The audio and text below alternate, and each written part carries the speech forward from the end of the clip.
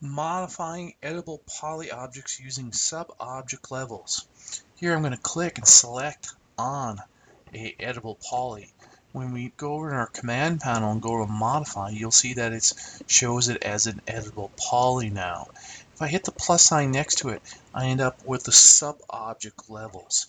And it has the sub-object levels of vertexes, edges, a border, polygon, and element. And I can select those down here in my selection. I can click on vertexes, I can click on edge, border, polygon, and element as a different way of selecting things. And if we come down below into our rollouts, we have a variety of rollouts here. We have the edit geometry rollout, we have the polygon material IDs rollout, we have the smoothing groups, we have the polygon vertex colors, we have the subdivision surface, so we have and we have displacement, subdivision displacement, and we have paint deformation. And so we have a variety of these different rollouts that we can control in our editable poly.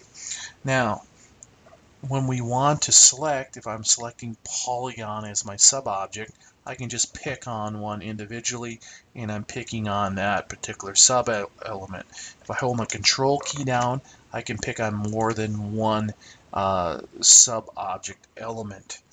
Once I pick on one, I can use the three different tools up here: select and move, select and rotate, and select and uniform scale. So select and move, for example, I can come in here and move this thing. If I do select and rotate, I can spin it, for example.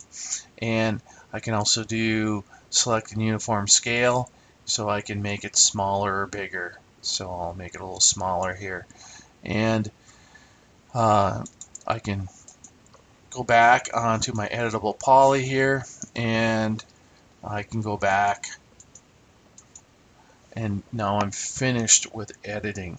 There's another way we can edit, and I can go back into my command panel, pick on my editable poly, and I can go down and do things in my modifiers. And then we'll learn more about modifiers in later videos. But that's another way we could modify things. Of course, we can modify things by changing the values in the rollouts. All these rollouts we can change there. And we have another method in which we can use the graphite modeling ribbon. And the graphite modeling ribbon we'll learn again in later videos. So the sub-object levels in the rollouts in the editable poly we're going to cover next in the upcoming videos.